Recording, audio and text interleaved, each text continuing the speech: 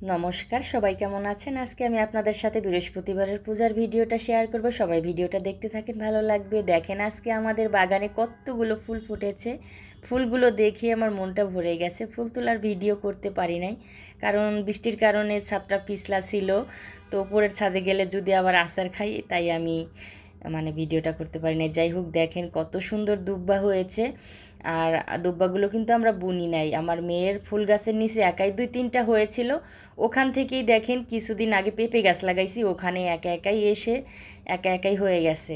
তো ছাদের দুব্বা মানেই তো ভেজাল মুক্ত দুব্বা, আর রাস্তার দুব্বা তো সবই ভেজাল। কতজনে থুতু ফালায়, কতজনে প্রস্রাব করে। তো যাই হোক, ছাদের মধ্যে এত সুন্দর দুব্বা হয়েছে, আমার তো একদম কি বলবো, খুবই আনন্দ লাগতেছে। আর দেখেন দুব্বাগুলো কতটা সুন্দর, একদম শাকের মতো। তো কতগুলো দুব্বা ছিঁড়ে নিলাম, ঠাকুরের ঘট বসাবো, লক্ষ্মীমার এই যে এতগুলো নিয়ে নিলাম। তারপরে এখন এই যে ফুল তোলা শেষ, তুলসী পাতাও তুলে নিছি, ফুলও তুলে নিছি। এখন দুব্বাগুলো নিয়ে তো ঘরে চলে যাব এখন পূজা করতে।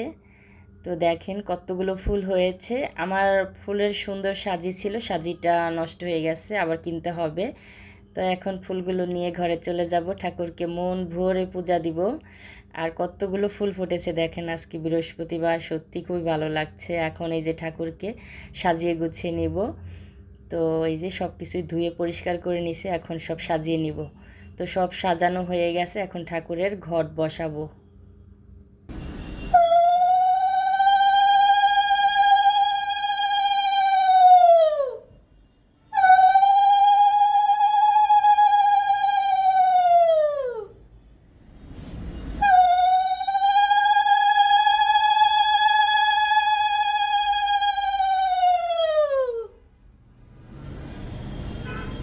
এটুক আছে।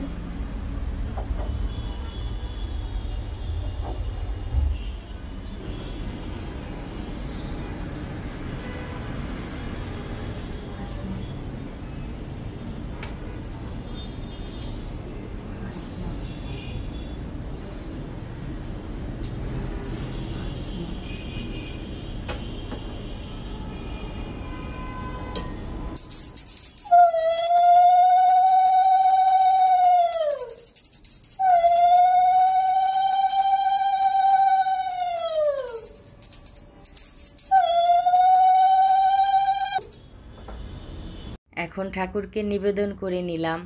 আর আমার দাঁড়িয়ে দাঁড়িয়ে পূজা দিতে হয়, বসে দেওয়ার মতো অবস্থা নাই। বসে দিলে আরও বেশি ভালো লাগতো, কারণ আমাদের আশেপাশে অনেক বিড়াল আছে। বৃষ্টির দিনে বিড়াল এসে এখানে ঠাকুরকে ফেলে দিয়ে ঠাকুরের উপরে বসে থাকে, তাই একটা উঁচা করে দিছি। তো পূজা দেওয়া শেষ, ঠাকুরকে প্রণাম করে নিলাম। এখন আসছি প্রসাদ ওঠাতে। তো আজকে বৃহস্পতিবারের পূজার ভিডিওটা আপনাদের কেমন লাগলো কমেন্ট করে বৌদিকে জানাবেন। আর সবাই ভালো থাকবেন, সুস্থ থাকবেন, বৌদির জন্য বেশি বেশি করে আশীর্বাদ করবেন। আর যারা নতুন বৌদিকে ফলো দেন নাই, ফলো দিয়ে রাখবেন নতুন নতুন ভিডিও পেতে। আর যারা ইউটিউব থেকে ভিডিওটা দেখছেন, তারা বৌদিকে সাবস্ক্রাইব করে দিবেন। সবাই ভালো থাকবেন।